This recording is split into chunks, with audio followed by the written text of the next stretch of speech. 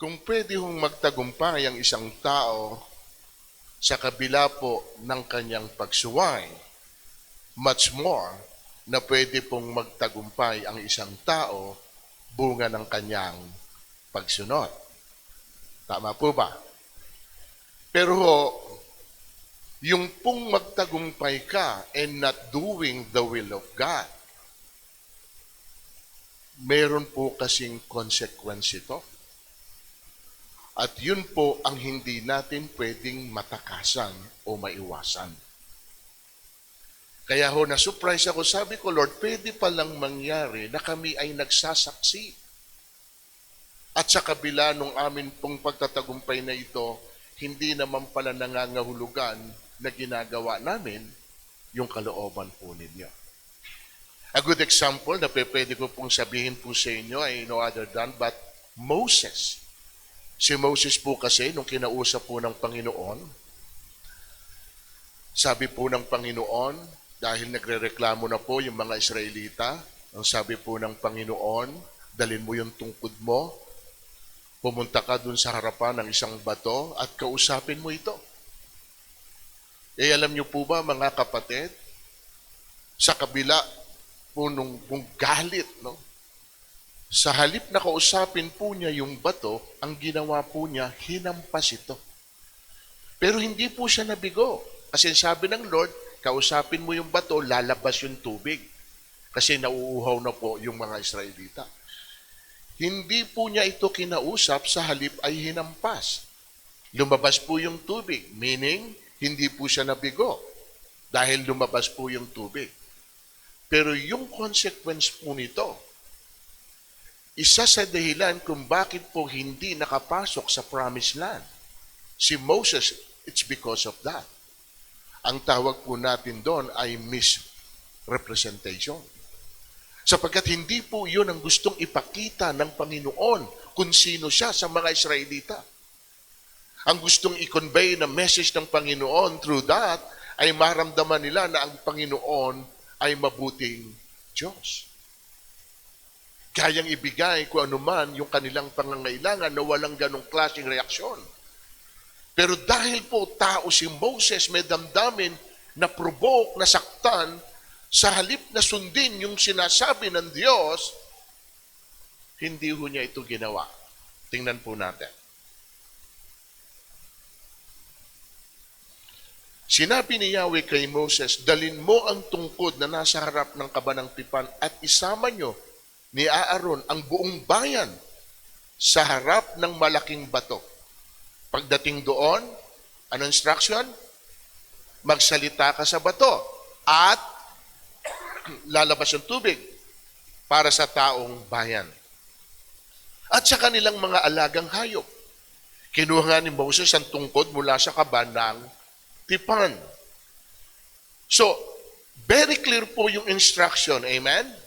Kausapin lang yung bato, lalabas ang tubig. So ano ginawa ni Moses? Ayan po, tingnan nyo. Tinipon ni na Moses at Aaron sa harap ng malaking bato ang buong bayan. Sinabi niya, makinig kayo, mga mapanghimaksik. Gusto ba ninyo magpabukal pa kami ng tubig mula sa batong ito? At pagkasabi noon, 2 ulit na pinalo ni Moses ang bato sa pamamagitan ng tungkod. Biglang bumukal ang masaganang tubig at nakainom ang mga tao, pati ang kanilang mga alagang. Nasunod po ba yung instruction ng Diyos? Hindi. Kanino ang nasunod? Sa halip na kausapin, lumabas po ba tubig? Tagumpay po ba?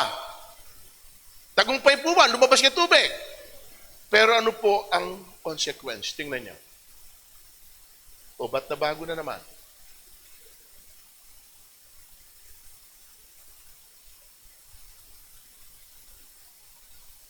Iba po kasi yung nasa aking ano eh.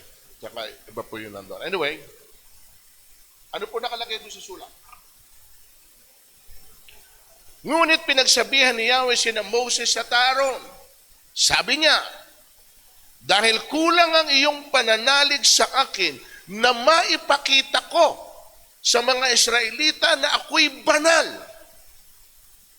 Hindi kayo ang magdadala sa bayang ito, sa lupaing ibibigay ko sa kanila. Meaning, hindi kayo ang magdadala sa kanila doon sa lugar na pupuntahan ko, which is the promised land, hindi kayo makakapasok at makararating because of that disobedience. Amen po mga kapatid. Yun po yung ipinakita ni Moses sa mga Israelita na hindi po inaasahan ng Diyos. Yun nga yung tinatawag nating misrepresentation. Maling paglalarawan. At ang maling paglalarawan ay nagdudulot ng kalituhan.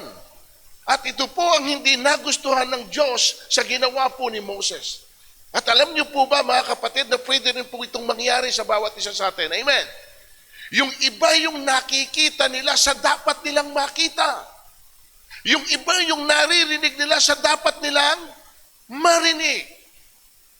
At dito hindi nila masabi kung alin doon ang totoo. Kaya mahalaga yung maging totoo tayo sa lahat ng ginagawa natin at sinasabi po natin. So ano ang mensahe natin ngayong umaga?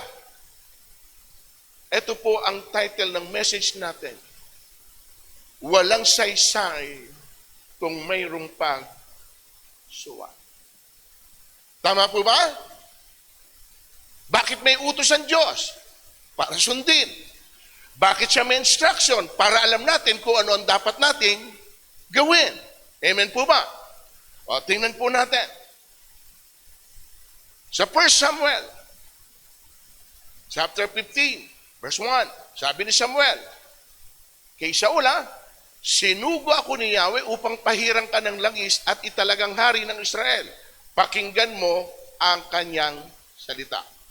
Ipinasasabi niya, nandun po yung word, utos, nandun yung instruction.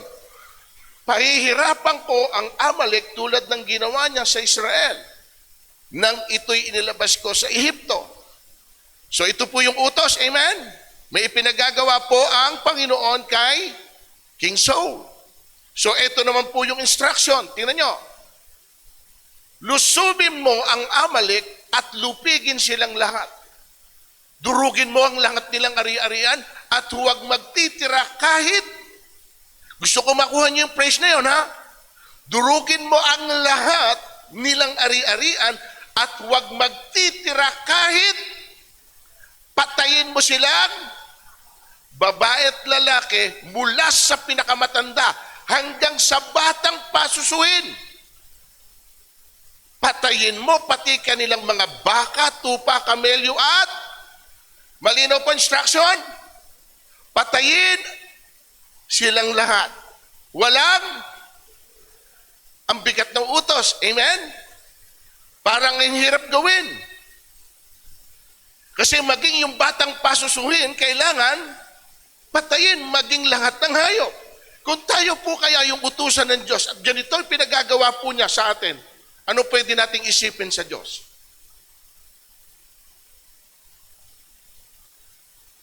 Amen? Malupit, walang habag, at hindi marunong maawa. Amen po ba? Pero may idea po ba tayo kung bakit yung ginawa sa kanila ni Lord?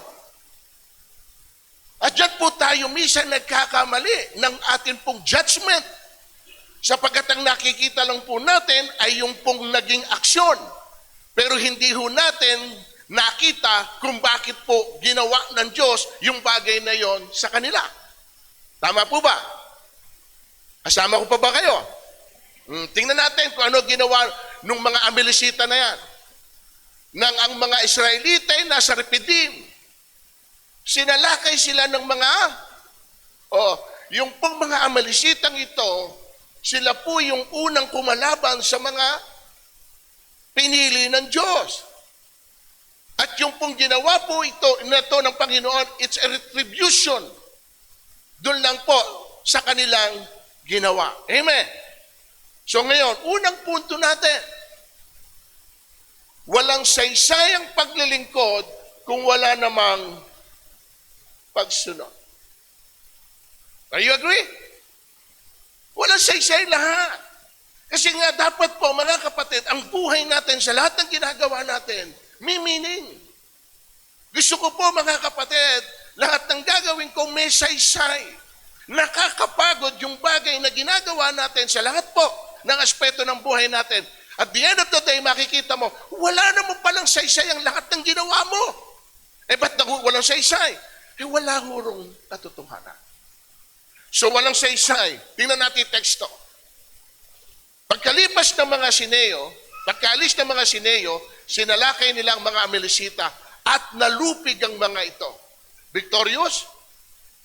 Mula sa Abila hanggang sa sur, sa silangan ng Ehipto. Ninipol niya ang mga as per instruction ng Panginoon. Amen? Ngunit, merong bat. Binihag ng buhay si Haring Agag. Hindi rin nila pinatay ang magagandang baka, tupa, at lahat ng matatabang hayop doon. Ang pinatay lang nila ay lahat ng hindi.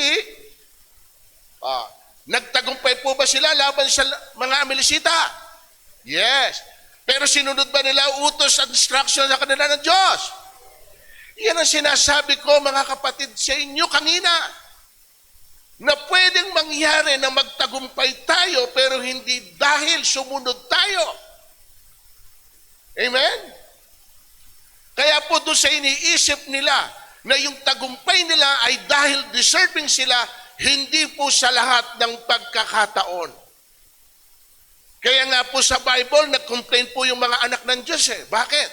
Bakit daw po yung mga tao na gumagawa ng hindi tama, sila pa yung mga nagtatagumpay? At samantalang kami na sumusunod sa kalooban ng Panginoon, bakit kami ang nagdurusa at nahihirapan? Amen? So ganun po mga kapatid. Patay ka sila pa pinagpapala. Sana nga, masasabi natin na totoo yung pagpapala na bagay na nangyayari sa kanila. Kaya nga doon po tayong maging sensitive, mga kapatid. Hindi ho kung nakita nyo na isang tao ay nagtatagumpay, dahil po sumusunod sa kalooban ng Diyos. Meron din pala na pwedeng magtagumpay na hindi pala sumusunod din sa kalooban ng Diyos. So paano mo ngayon i-define yung dalawa na yun? Tama po ba? May kasama pa ba ako? Magpaparamdam naman kahit baka wala na akong kasama, nag-iisa na lang ako. Amen? Verse 13. Sumunod siya ron at nang makita niya si Saul, ay binati niya, pagpalain ka ni Yahweh. Ano sagot? Naku po, sinunod kong lahat. Tingnan niyo yung word Sinunod kong lahat ang utos niya. Itinanong ni Samuel, ba't may naririnig akong iyakan ng mga tupa at mga atungal ng mga baka? Sumagot si Saul, mga samsam buhat sa Amalek. Kinuha namin ang pinakamainam na tupa at baka upang ihandog kay Yahweh. Ang walang halaga ay pinatay namin at ano sabi po ni Saul kay Prophet Samuel? Sinunod kong? O kayo po ang sumagot. Sinunod nga po bang lahat ni Saul ang utos ng Diyos? Pero ano sinabi niya? Ano sinabi niya? Posible po kaya na ganito rin tayo? Sa ating pananaw, sa mga inuutos niya sa atin, at sinasabi din natin, nakasusunod tayo, sumusunod tayo, at tatayuan po natin ito, tulad po ni Saul. Dahil po iyon ang alam natin, na nakasusunod tayo sa Diyos. Isang beses lang bang sinabi ito ni Haring Saul, na siya'y nakasusunod? Tingnan nga natin. Sinabi ni Samuel, pakinggan mo sinabi sa akin ni Yahweh kagabi. Ano yun? Tanong ni Saul. Sinabi ni Samuel, nung una, ikaw mismo ang nagpakilalang ikaw ay hamak. Ngayon, ikaw ang pangunahin sa Israel, sapagkat hinirang ka ni Yahweh at pinahiran ng langis upang maging hari. 18, inutusang kanyang lusubin ang masamang bayan ng Amalek at mahigpit na ipinagbiling puksain ang mga ito. Bakit mo sinuway ang utos ni Yahweh? Bakit mo pinag-imbutan ang mga ito? Hindi mo ba alam na ang ginawa mo'y malaking kasalanan kay Yahweh? Verse 20, sumagot si Saul. Ano sagot? Sinunod ko si Yahweh, pipilit. Yun po yung maling pananaw natin minsan. Nakala natin, doon sa bagay na ginagawa natin, 100% nakasusunod tayo. At kung iyon ang pananaw natin, mga kapatid, wala na po tayong dapat na baguhin, wala na po tayong dapat na i-adjust. Bakit? Sapagkat sa pananaw natin, na tinatayuan natin, ginagawa ko yung bagay na ito'y isang uri ng pagsunod sa Diyos. Amen. Sinunod ko si Yahweh, pumunta ako sa pinuntahan niya. Yun ang sinunod niya, pumunta siya. Amen. Pero binihag ko si Agag. Hindi iyon ang utos sa kanya. Tama po? Pinili ng mga taong pinakamainam ng mga tupa, baka. Di namin pinatay kasama ng iba, bagkus inuwi namin sa Gilgal upang ihandog kay Yahweh. Hindi ho siya nag-back down dun sa alam niya na iniisip niya. Kasi yun ang alam niya. Sumunod siya. Hanggang kailan niya ito'y pagpipilitan? At minsan ganyan din po ang mga Kristiyano. Pinipilit din natin na nakasusunod tayo. Verse 22. Sinabi ni Samuel, akala mo ba'y higit na magugustuhan ni Yahweh ang handog at hain kaysa pagsunod sa Kanya? Ang pagsunod sa Kanya ay higit sa handog. At ang pakikinig ay higit sa haing taba ng tupa. Ang pagsuway sa Kanya ay kasing sama ng pangkukulam. At ang katigasan ng ulo'y tulad ng pagsamba sa Diyos-Diyosan. Pagkat sinuway mo si Yahweh, aalisin ka sa pagiging hari ng Kanyang bayan. Matapos po niyang marinig ito mula kay Prophet Samuel, tingnan natin kung iyon pa rin ang kanyang isasagot na siya'y sumunod. Sinabi ni Saul kay Samuel, sumunod pa ba? Sinunod kong lahat? Hindi na. Ang sagot na niya, nagkasala ako, sinuway ko nga ang utos ni Yahweh. Bakit kanina ang tatag mo na sinasabing sinunod mong lahat? Bakit parang hindi ka pwedeng itama doon sa alam mo na yung ginagawa mo ay isang pagsunod? Tapos later on, kapag ka nandun na pala yung confrontation at sinasabi na sa iyo kung ano yung consequence nito, bigla kang kakambyo at sasabihin mo, nagkasala nga ako kay Yahweh. Ano yung pwede nating makuha rito? Kung alam mo sa sarili mo na hindi talaga natin nasusunod yung kalooban ng Diyos, mas madaling umamin kaysa sa ron sa tindigan mo na alam naman ng Diyos na hindi yon totoo. Huwag na nating hintayin na dumating pa sa buhay po natin yung maging bunga ng ating pagsuway bago nating ma-realize na meron tayong pagkukulang at pagkakamali. Are you with me, church? Napakaganda.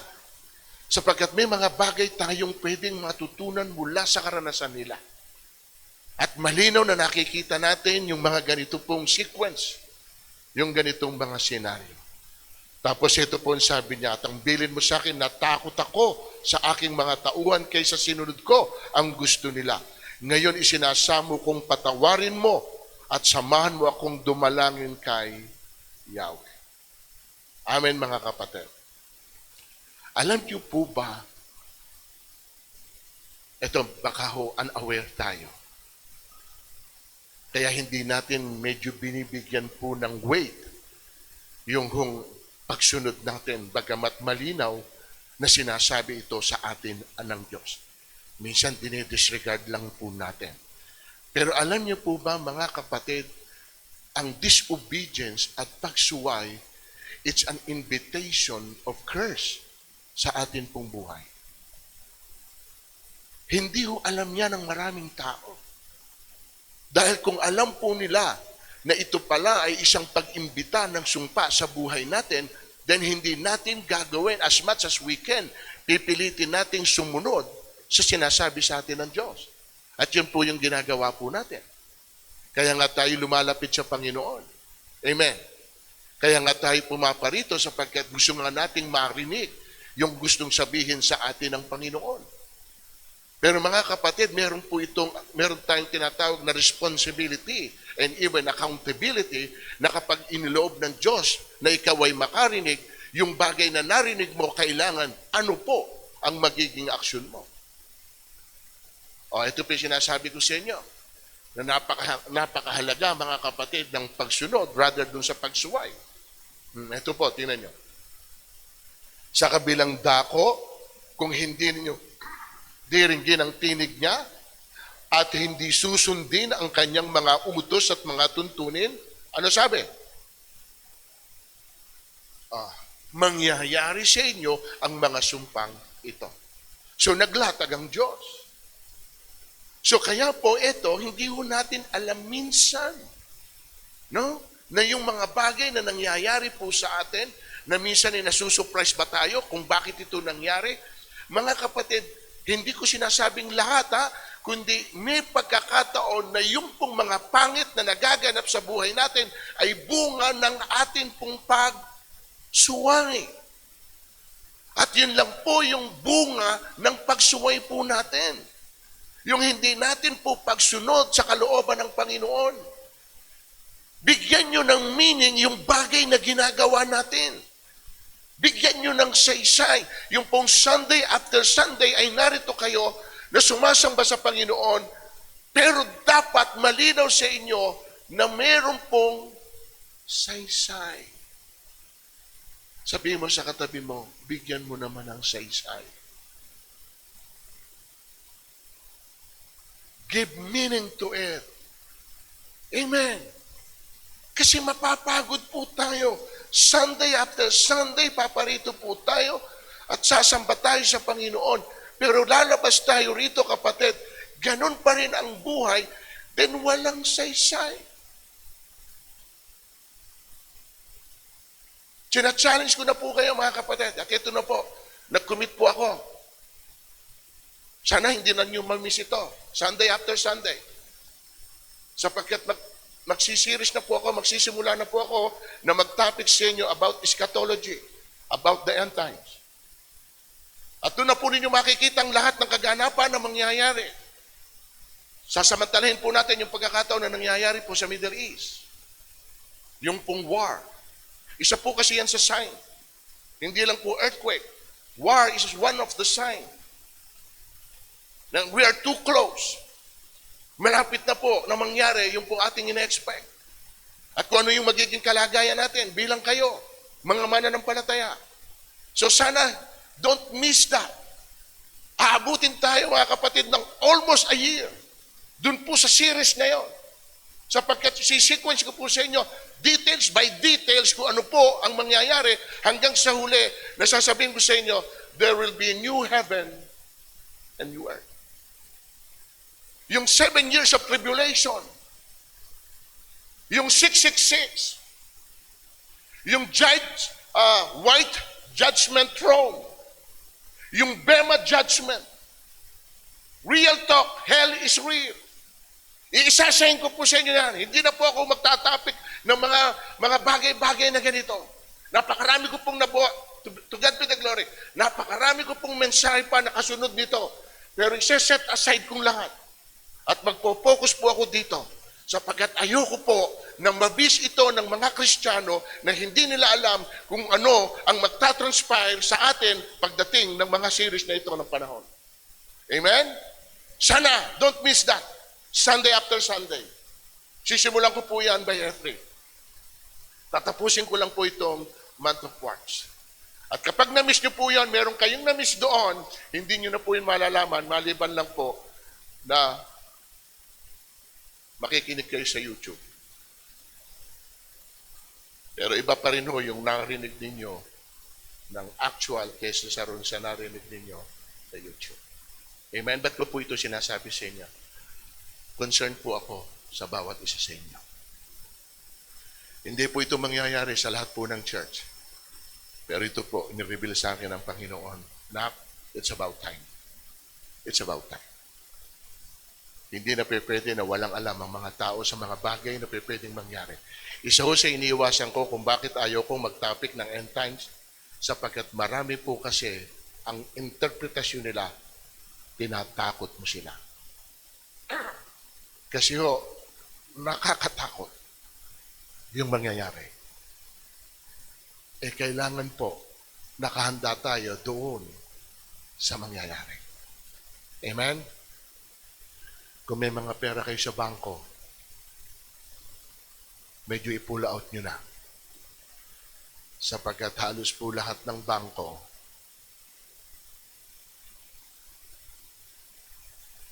yung palang dinadaanan ng mga oil na ini-import natin, na dinadala sa bawat lugar, ay doon pala dumadaan mismo sa Iran. At control po iyon ng Iran. At kapag hindi ho sila nagpadaan doon, wala na hong mga distribution ng oil. At kapag wala ng distribution of oil, ano po ang pwedeng mangyari? Kapatid, pasimula pa lamang yan. Basahin ninyo ang Matthew 24:21. Ang sabi ron, hindi na muli pang mararanasan yung matinding pangyayari, hindi na ito mararanasan mula nung likhain ng sanlibutan at hindi na ito muli pang mararanasan. Ibig sabihin, that is a one-time event. At yun po ang nakakatakot. Amen? Walang saysayang paglilingkod kung wala ang pagsunod.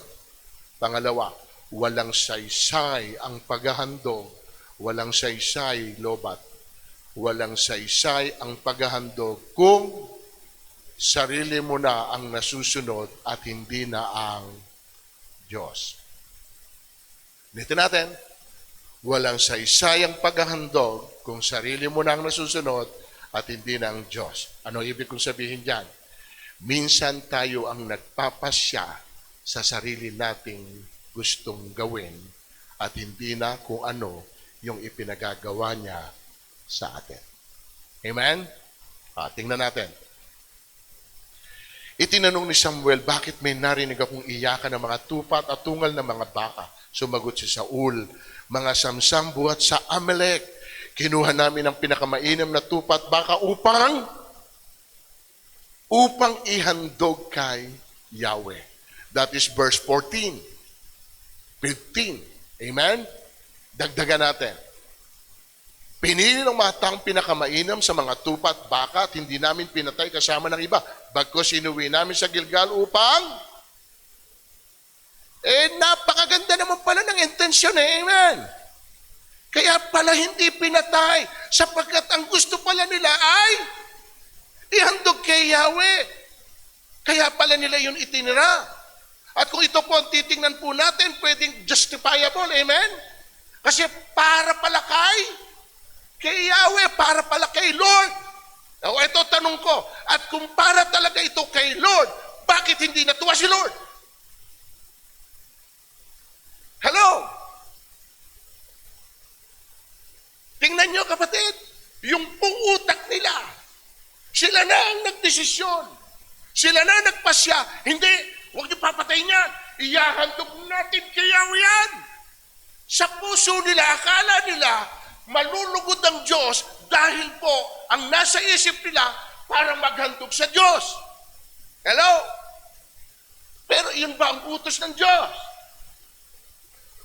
Kahit palang maghandog ka ng maghandog at akala mo'y natutuwa ang Diyos, pero kung hindi iyon ang instruction sa iyo ng Diyos, wala rin pong saysay. Are you with me? Bakit po pumasok sa equation nila yung paghahandog? Kaninong idea yon? Kaninong idea? Sino nagpasya? Sino nasunod? Kita nyo? Wala naman po doon sa umpisa na. Sabi na, Sabi pa ng Lord, lahat ng natataba, ipunin niyo yan, ihandog niyo sa akin. Walang ganun, amen? Kung kaninong idea yon? Sa kanila. So ano gusto ko sabihin?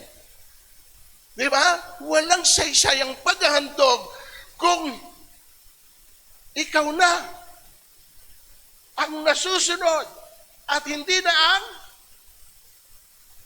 at madalas kapatid, mas nananaig yung bagay na gusto natin. Kasi choice mo yun. Ito lang gusto ko eh. Ito lang ang gusto kong gawin eh. Ito lang ang gusto kong ibigay. Ito lang. Kapatid, ikaw na ang nagpapasya. Ikaw na ang nasusunod. Kahit na meron pong instruction ang Diyos. So kaya po, wala rin sayang ating paghandog kung tayo po ang nasusunod. Amen.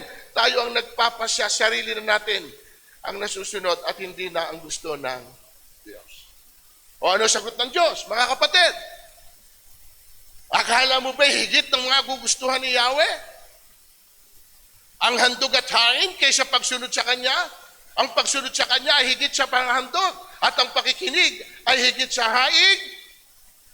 Mahalaga sa Diyos ang pagsunod, pero mas mahalaga rin yung pong pakikinig. Amen? Kasi ano susundin natin kung wala tayong napakinggan? At kaya po tayo nagkakasala, meron tayong naririnig, pero hindi yon ang ating sinusunod. At ang sinusunod natin ay ang sarili natin at hindi na po ang sa Diyos. Amen? Say amen. Ibig sabihin ng amen, you agree. Umaayon ka na talagang ganun po ang nangyayari sa atin. Hindi lahat ng gusto ng Diyos na susunod natin.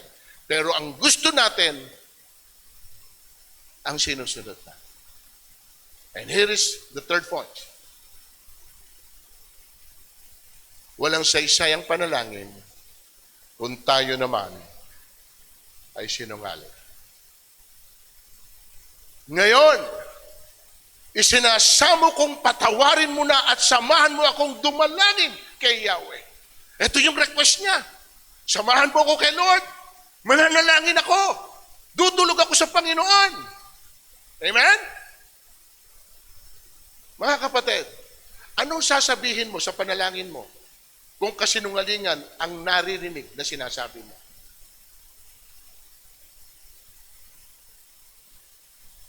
Talaga po bang ang dahilan niya kung bakit hindi niya pinatay, yung dapat po niyang patayin ay para ihandog kay Yahweh? Yun ba talaga ang kanyang intensyon? It's a lie. Bakit? Sapagkat ang totoo mga kapatid na dahilan kung bakit hindi po niya pinatay si Haring Agag. Alam niyo dahilan? Sapagkat kaya po niya inuwi yung si Haring Agag as bilang bihag ay para po ipagparangalan na na-conquer niya yung pong Amalesita at ito yung trophy niya. Mas mahalaga po mga kapatid kay Haring Saul yung karangalan more than po doon sa pagsunod sa inuutos sa kanya ng Diyos. Amen. O tingnan niyo yan. Ano nakalagay? Saul was more worried about being honored in front of the elders than being right with God.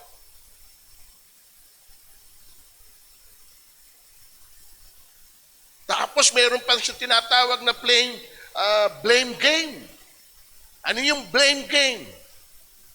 Ipinapasa niya sa mga tao, natakot po ako. Sa mga tao, mas natakot ka sa sasabihin ng mga tao, sa gagawin ng mga tao, kaysa sa pwedeng gawin ng Diyos sa iyo. Natakot po ako eh. Hari ka. Hello? Yung pong mga tao ngayon, tauhan mo lang. At susunod lang sila doon sa bagay na sasabihin mo. At huwag mong gagamitin as an excuse at sasabihin mo, natakot ako. Hari ka, matatakot ka sa mga tao mo. Hindi. Dahil ang gusto mo at the back of your mind, magkaroon ka ng karangalan. O, tingnan natin kung hindi totoo. O, yan o. Sumagot si Saul, nagkasala nga ako, ngunit sa pagkakataong ito ay pinapakiusap kong ako'y bigyan kahit konti. O ano? Saan siya after? Yun ang tunay niyang dahilan. Ginamit pa niya na para ihandog kay Yahweh. That is a lie, kasinungalingan. Amen, mga kapatid. Hallelujah. Di ba napansin, kanina pa siya nagsisinungaling? Amen? O gusto ko i-remind kayo? Gusto niyo i-remind ko kayo? Ano sabi niya kay Samuel? Sinunod kong lahat. Kahit hindi naman. Ano pa sabi niya? Iyahandog ko kay Yahweh. Kahit hindi naman. O ngayon, lumabas yung tunay na dahilan? Dahil gusto niya ng ano? Now tell me, kung puro kasinungalingan, sa panalangin mo kaya, hindi rin kaya kasinungalingan. Kaya walang saysay ang panalangin kung kasinungalingan din ang ating sasabihin. Saan ang kasinungalingan doon?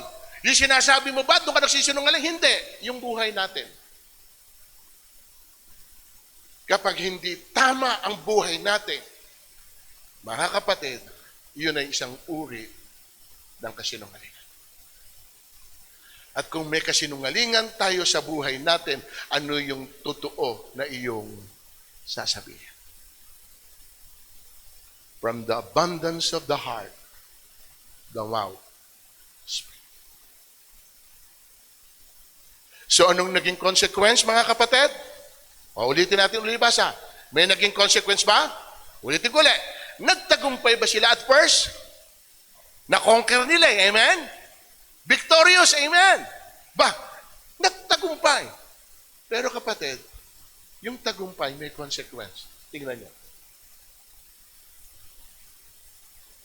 Ang pagsuway sa kanya ay kasinsama ng pangkukulam at ang katigasan ng ulo tulad ng pagsamba sa Diyos-Diyosan, pagkat sinuway mo si Yahweh, aalisin kanya sa pagiging hari ng kanyang bayan.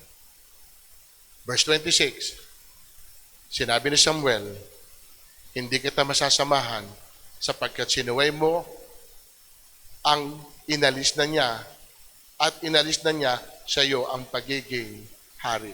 Utos ni Yahweh ng Israel.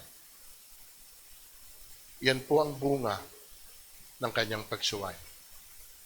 Bagamat nagtagumpay siya sa kanyang mga kalaban, pero hindi po nangangahulugan na senyalis po ito na siya ay nakasunod sa kalooban ng Diyos. Dahil hindi po natuwa ang ating Panginoon. So gusto po nating magkaroon ng saysay ang lahat ng ating ginagawa. Make sure hindi tayo nakasusuway sa Diyos sa lahat ng kanyang sinasabi at inuutos. Sa Santiago chapter 2 verse 10, yung kautusan, ang sabi ron, sinunod mo yung siyam, nilabag mo yung isa, nilabag mong lahat. Amen? Kapatid, lahat tayo may pagkakataon. Buhay mo yan, buhay ko ito. Lahat naman tayo individually haharap sa harapan ng Diyos. Amen. At magbibigay sulit po tayo. Siguruhin po natin, mga kapatid, na lahat ng ginagawa po natin, alam natin sa sarili natin, as much as we know how, pinipilit natin hindi makasuway sa Diyos. Ulitin ko, hindi tayo perpekto.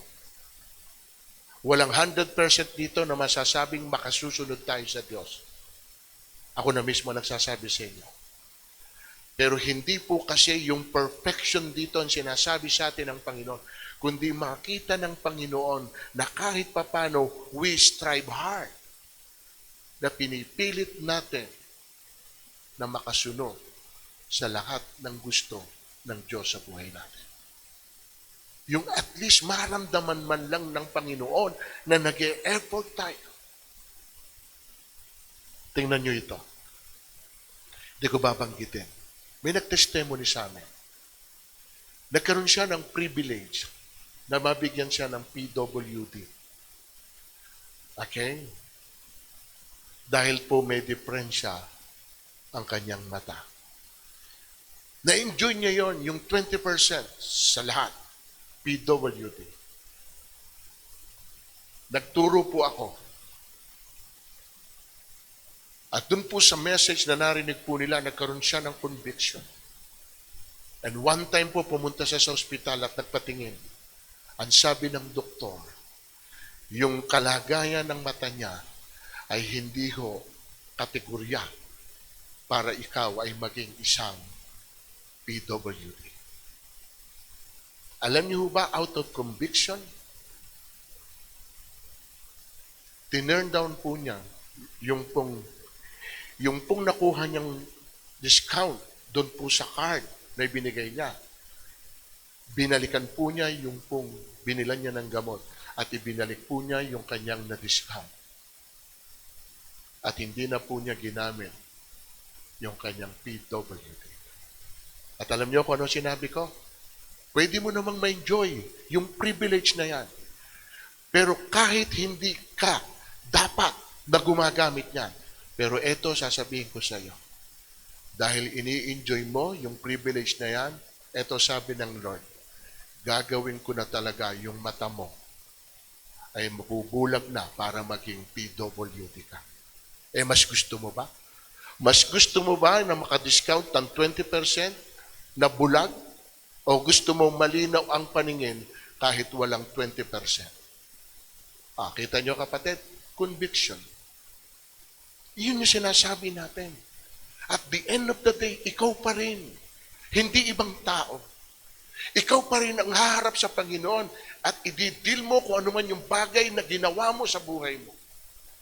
At napakasarap na humarap ka sa Panginoon at wala kang guilt whatsoever sa puso mo. Sapagkat, Lord, hindi ko man 100% nagawa at nasunod yung gusto mo. Pero alam mo kung paano po ako nag-strive at pinilit kong makasunod sa kalooban mo. And that is enough for him. Yung maramdaman niya, sige, palakpakan natin ang Panginoon. Alam niya kakayahan natin. Alam niya kung hanggang saan lang tayo. Pero ang gustong makita ng Panginoon, nakikita niya sa buhay mo, nag-i-struggle ka rin. Pinipilit mo rin kahit papano na gawin kung ano yung gusto ng Panginoon sa iyo. At yun po, sapat sa Panginoon. Amen? Pero yung parang kamukha nito, ipipilit pa niya, sinunod kong lahat. Hindi, sinunod kong lahat. Hindi, sinunod kong lahat. O ngayon, nung makita na niya yung consequence, nagkasala nga ako kay Yahweh. At the end of the day, sasabihin mo rin pala, bakit hindi mo nasabihin agad nung una. Amen? Excuses and religious act cannot hide disobedience. Obedience is better than sacrifice. Amen? Sa tingin ninyo, pinatay si Agag? Ha? Di ba siya Agag binihag? Pinapapatay si Agag, di ba? Ng Panginoon. Sa tingin niyo, pinatay si Agag? Sino pumatay? Sino pumatay? Hindi na ho si Saul. Alam niyo kung sino pumatay? Basahin niyo. Sumagot si Samuel, kung paano pinatay mo ang marami, ikaw man ay papatayin. At si Agag ay uso na pala noon yung ano? Chop, chop, chop. Uso na pala noon, kapatid. Amen? Sinap-chop yung katawan, amen? O ano ibig sabihin nito? Ito na po ang pagtatapos ko. Okay? God's command needed to be fulfilled, amen? This shows God's justice must be carried out. Meaning, hindi pwedeng hindi tatapusin ng Diyos yung inutos niya na hindi natin tinapos. Amen? Kaya sa Philippians 1:6, anumang sinimula ng Diyos, Kanya itong tatapusin. Kapag may inutos siya sa iyo at hindi mo tinapos, tatapusin din ito ng Diyos sa buhay mo. Dahil kailangan mangyari yon. Pero hindi mo ma-enjoy yung blessing, bunga ng pagsuway mo. Amen?